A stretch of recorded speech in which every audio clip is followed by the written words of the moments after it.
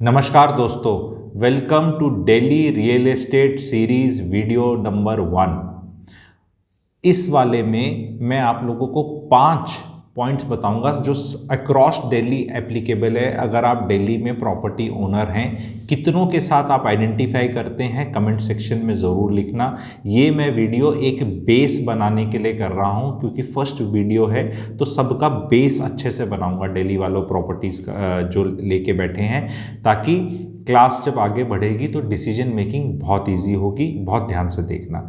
पिक्यूलैरिटीज़ of Delhi property, इसमें practical issue भी बताऊंगा, साइकोलॉजिकल भी बताऊंगा, फैमिली के क्या इशू हैं वो भी बताऊंगा। केवल 5 इश्यूज हैं वो बताऊंगा, और आपको एक जनरल बड़ी एडवाइस भी दूंगा अक्रॉस द बोर्ड, वो एडवाइस भी दूंगा। और उसके बाद फिर हम चीज़ को आगे ले जाएंगे। तो सबसे पहली चीज़ है जी, ज़्यादातर प्रॉपर्टीज़ की ओनरशिप जीपीए टाइप बहुत है। तो ओनरशिप एंड टाइटल के हैं इश्यूज, एंड इनहेरिटेंस की प्रॉपर्टी है, खानदानी प्रॉपर्टी है, तो वो एक बड़ा चैलेंज हो जाता है। ये एक पॉइंट है। दूसरा पॉइंट है, इस पहले पॉइंट से ही जो ये चैलेंज आता है कि जब आप प्रॉपर्टी को बेचते हैं तो उसका जो रेशो और जिस तरह आपको प्रोसीड्स मिलती हैं, जिस रेशो में मिलती हैं, उससे आपके चॉइसेस बहुत कम हो जाती हैं। जैसे आप गुड़गांव में आके बेच के गुड़गांव में प्रॉपर्टी लेना चाहते हैं, तो गुड़गांव में आने में आपकी बहुत ज़्यादा चॉइसेस ख़त्म हो जाती हैं, because the way your transaction and deal is happening. And because of that वो फील्डिंग, क्रिकेट की तरह एनालॉजी बताऊंगा, समझाऊंगा कि वो फील्डिंग ऐसी सेट कर रखी है वहाँ पे, और गुड़गांव वालों ने भी, कि वो आप बैटिंग कर रहे हैं, लेग स्टंप पे इतनी हाइट की बॉल आएगी, आप यही करेंगे, और वहाँ कैच लेने वाले बैठे हैं। वो एक ही सिस्टम बना रखा है, वहाँ बिकेगी, यहाँ ऐसे बिल्डर फ्लोर, ये ऐसे सिस्टम होगा। This is something which we need to grow over with. तो ये चीज़ों को मैं आगे सीरीज़ में अच्छे से आप सबको बताऊंगा कि इसके बियॉन्ड भी लाइफ है। ये एक सेट पैटर्न नहीं है कि सुबह उठे मुंबई की तरह तो वो जाके वड़ा पाव ही खाना है हमें जाके ब्रेकफास्ट में, और वो ट्रेन मैंने वहाँ से पकड़नी है और मुझे वहीं खाना है। मतलब you can have something else also, that is my point.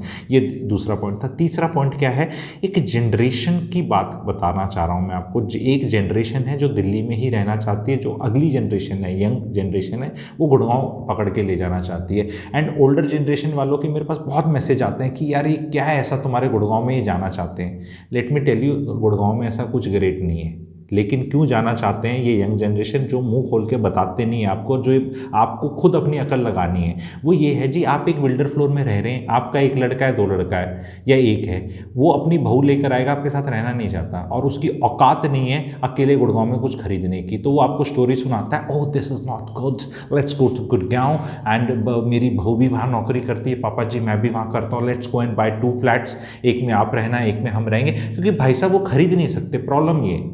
Otherwise अगर आपके बेटे को, अगर नॉर्मली मैं हूं और कोई बोले ज़्यादा इस तरह, बोले अच्छा गुड़गांव अच्छा है, प्लीज़ गो, नहीं फिर आप कैसे अकेले रहेंगे। ये इन सब चीज़ों के लिए तो डिसीजन मेकिंग में आपको फंसाया जाता है।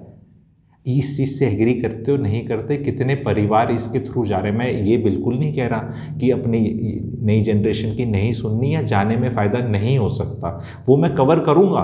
बहुत केसेस में फ़ायदा है और सुननी चाहिए, और जाने का भी एक पर्टिकुलर तरीका होना चाहिए, वो भी मैं प्रोसेस बताऊँगा, और जगह के हिसाब से बताऊँगा कहाँ बेचनी है, किस हिसाब से ले सकते हैं, क्या करना है। पर ये एक फैक्टर है। तो डू नॉट बार बार ये मत सोचो कि ये जनरेशन क्यों ले जाना चाहती है गुड़गांव, क्योंकि आप दिल्ली में एक प्रॉपर्टी बेच के 2 प्रॉपर्टी नहीं खरीद सकते। अगर खरीद सकते तो वो जनरेशन बोलती चल यहीं खरीद लेते हैं। ये भी एक फैक्ट है। दिल्ली का एक फ्लोर बेच के, कोठी बेच के शायद आप ले सकते हैं ज़रूर, लेकिन अगर आपके पास एक ही फ्लोर है दिल्ली में, 150 गज का, कहीं पे 125 गज का, इस तरह का, तो वहाँ वो एक फ्लोर बेच के दिल्ली में आप 2 प्रॉपर्टी नहीं खरीद सकते। उस नई जनरेशन को आपसे एक अलग सेटअप करना है, और उस जनरेशन की तनख्वाह 40, 50, 60, 70, 80, 90 हज़ार, 1 लाख, 1.5 लाख तक होगी, और वो नहीं खरीद सकता। 80, 90 हज़ार वाला भी नहीं खरीद सकता कुछ।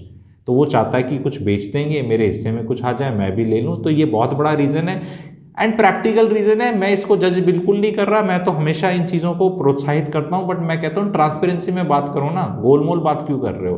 तो वो मेरा फैमिली सीरीज़ में भी रहे हैं टेम्पलेट्स। ये वाला पॉइंट बहुत बड़ा पॉइंट है, दिल्ली वाले 80% इससे अफेक्टेड हैं। ये पॉइंट नंबर 3 है। कितने आप में से ऑडियंस इसमें अफेक्टेड है, प्लीज़ मेरे को कमेंट सेक्शन में लिखना। चौथी चीज़, डीडीए के पुराने फ्लैट्स हैं, लिफ्ट का सिस्टम नहीं है, चरमरा रहे हैं, कई सोसाइटीज़ हैं चरमरा रही हैं। तो छूटता क्यों नहीं? वो दिख रहा है यार ये तो प्रोग्राम पता नहीं कौन रहेगा, लेकिन बाहर इंफ्रास्ट्रक्चर बहुत बढ़िया है। दिल्ली परिपक्व हो चुकी है, बाहर से सब कुछ, रोड्स हैं, मेट्रो है, ऑटो है, बस है, सब फैसिलिटीज़ हैं अच्छी। और वो इतनी जाते दूसरे शहर में, जो शहर आपके साउथ ऑफ दिल्ली है गुड़गांव, उसमें ऐसे सीमिंगली नहीं दिखती। ऐसा दिखता है कि यार गाड़ी अपनी रखनी पड़ेगी टाइप, खर्चा ज़्यादा करना पड़ेगा, वो फैसिलिटीज़ नहीं है। तो वो भी एक बड़ा बड़ा इशू है। लेकिन वहाँ जहाँ रहना है वो सब चिकना और बढ़िया है, वो बड़ा आकर्षित करता है। सोसाइटीज़ कितनी अच्छी अच्छी लगती हैं, उनमें एमिनिटीज़ अच्छी लगती हैं। जो नई आ रही हैं वो तो और वाव आ रही हैं, जो नए कंसेप्ट आ रहे हैं वो और वाव कंसेप्ट आ रहे हैं। उत्तम नगर का छोटा सा बिल्डर फ्लोर बेच के आप यहाँ पे दीनदयाल में ले सकते हो, थोड़ा सा पैसा अपना डाल लो, लोन डाल लो, तो 2 फ्लैट दो ले सकते हो, बेसमेंट भी मिल जाएंगी ऊपर वाला। तो डिसीजन मेकिंग यस थोड़ी टफ है इस चीज़ में कि भाई मेरा सब कुछ बाहर कैसे छोड़ के जाऊँ, मेरा अंदर कर रहा है। तो वो वाली चीज़ों को भी, पॉइंट को मैं एड्रेस करूँगा अपनी सीरीज़ में।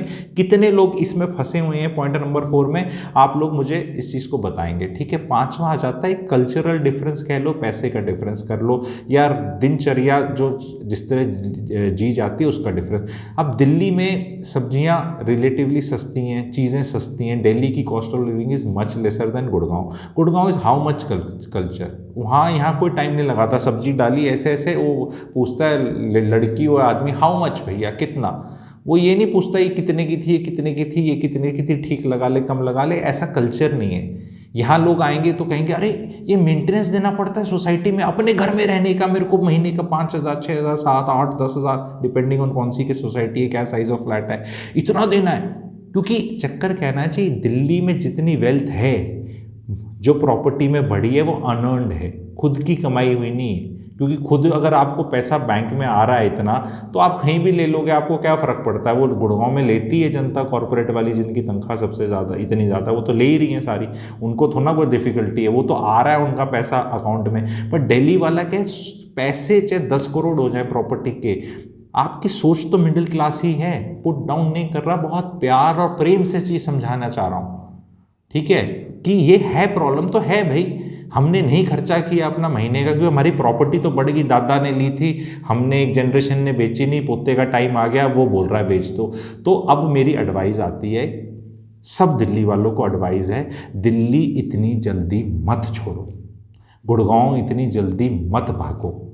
अब आप बोलेंगे यार मैं तो गुड़गांव का ब्रांड एम्बेसडर बनना चाहता हूँ, ठीक है, ऑफिशियल अनऑफिशियल या जैसे भी, तो प्रो गुड़गांव हूँ मैं, और मैं ही बोलता हूँ कि ये फेनोमेना मैं बता रहा हूँ कि दिल्ली वाले आ रहे हैं, मैं कौन होता हूँ उनको लाने वाला या रोकने वाला, मैं तो बताने वाला हूँ, ठीक है। पर इतनी जल्दी मत छोड़ो, रीज़न उसका है, गुड़गांव तो फिर भी कभी भी आ जाओगे, दिल्ली दोबारा नहीं जा सकते। दिल्ली छूट गई तो छूट गई, और दिल्ली दिल्ली है। मैंने एक बनाना था वीडियो, 4,000 5,000 साल पुराना रियल एस्टेट का ट्रेंड, ठीक है, वो भी मैंने वीडियो बनाना है, आएगा, समझाऊंगा। उसकी एक चीज़ ही बताना चाहता हूँ, जहाँ राजा बैठता है वो एरिया जल्दी मत छोड़ो। राजा तो अब रहे नहीं, लेकिन अब प्राइम मिनिस्टर और रूलर्स कह लो, डेमोक्रेसी में तो पार्लियामेंट और यही होती है, इतनी जल्दी मत छोड़ो।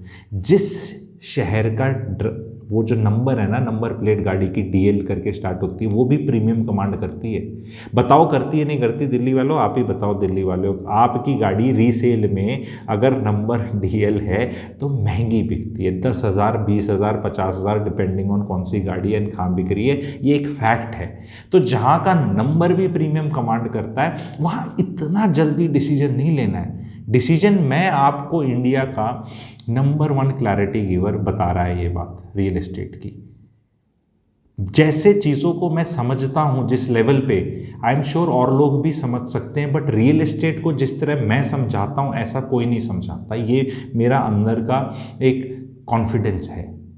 तो आप इस सीरीज़ में जुड़े रहो, कमेंट सेक्शन में अच्छे से लिखो कि भाई और खुल के बताओ, मैं कोई एरिया चप्पा चप्पा नहीं छोड़ूंगा। रानी बाग, प्रीतमपुरा, रोहिणी, सेक्टर 34 38 60 गज 50 गज बड़ा वाला, आपकी जनकपुरी, विकासपुरी, प्रीत, कुछ भी नाम ले लो, मुखर्जी नगर, मैं एक तरीके से कवर करूंगा, क्लस्टर में कवर करूंगा। एक एक को एक करूंगा तो फिर बहुत बोरिंग और बड़ा हो जाएगा, क्लस्टर्स में कवर कर दूंगा।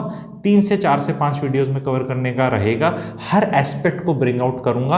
आपको चैनल को सब्सक्राइब करना है, लाइक करना है। इतना ओल्ड दिल्ली का और दिल्ली का ओल्ड वर्ल्ड चार्म है, चने भटूरे कहाँ बढ़िया वाले मिलते हैं, ठीक है, वो स्ट्रीट फूड कहाँ मिलता है, इतनी जल्दी मत छोड़ो, वो छूट ही जाएगा, ठीक है। और जो आप लोग आए थे ना जी 47 में, बहुत सारे लोग, आई नो, बहुत उस दर्द में आए थे, बहुत स्ट्रगल में आपकी फैमिलीज़ ने अक्रॉस जनरेशन वेल्थ क्रिएट करी है।